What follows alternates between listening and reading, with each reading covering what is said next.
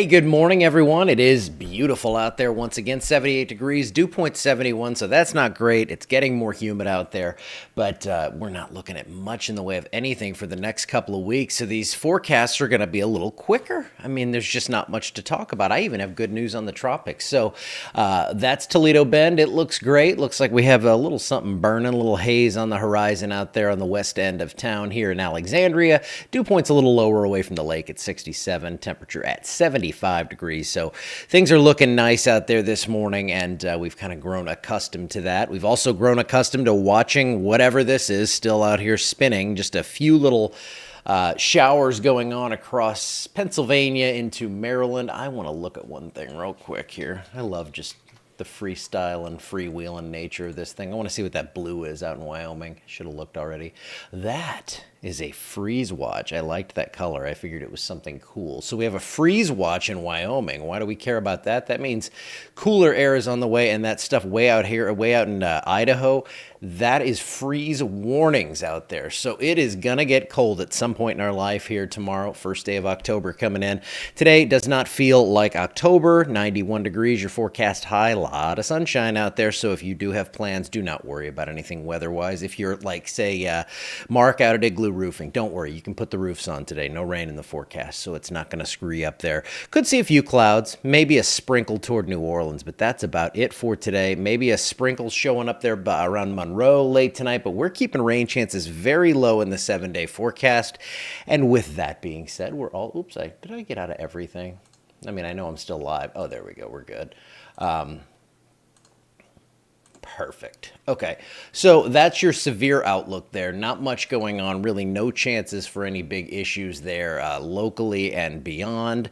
And then the hurricane stuff. Here we go. Now I got myself back. Okay, so tropically speaking, what do we have? It looks like this thing kind of bubbles out here and really encompasses all of the Gulf of Mexico. But here's the good news. We went from a 50 to a 40% chance of development. And that doesn't sound significant, but when you're getting closer to an event and you're trending downward, that shows lower confidence. And here's what I think, locally, we're going to have a jet stream screaming across the area at like 60, 70 miles per hour. And no, that's not screaming for a typical like a wintertime jet stream, but that's big time when we're talking about tropical stuff. So that's going to shield the northern Gulf from any sort of really strong system.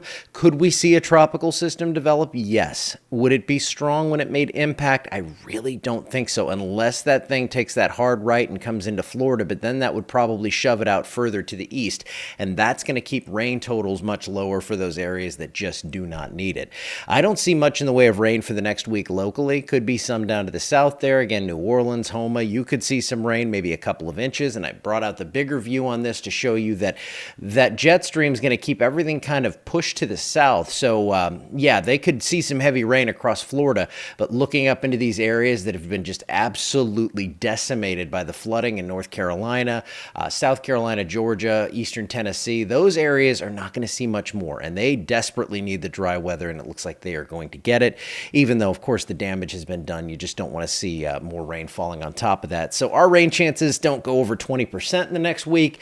Temperatures kind of slowly come down there into the mid 80s, overnight lows mid, maybe upper 60s. So it looks pretty comfortable. I mean, it's going to be warm during the day, but humidity is manageable. And yeah, and I see what you're saying there, Cindy, about North Carolina. I was actually, and one of the things I was doing, I wanted people to, if you want to know how to help, I'm doing that weather for the United Cajun Navy. If you go to the United Cajun Navy, that's the one that I'm working with. If you go to their page, they just have a long post now that not only shows you how to try and contact those that you may not be able to get in contact with, it shows you how you can help, how you can go and donate supplies, things like that. There's a very informative post there, so you can check that out. And you can see that here over the next 2 weeks. So we already, we know this week's going to be dry. Week after this looks dry as well. So we're going to stay dry. It looks like things stay pretty dry in these areas that desperately need it to stay dry, and temperatures be a little bit cooler. I know a lot of people still without power, over 1 million still without power out in these locations. So temperatures will be a bit cooler back here. normal high to start October, like low to mid 80s. So we'll be around that, I think, for October 8th to the 14th. Things are looking good locally. Things are looking up here, and things are looking up in the tropics. So we do have some good news there. And again, you can go over to the United Cajun Navy site and see how you can help out, or just follow the page for information on all this. They're a great resource for that. And I'm going to go do weather for them here in a little bit. All right, I'll talk to you guys later. Have a wonderful Monday. See you back here tomorrow.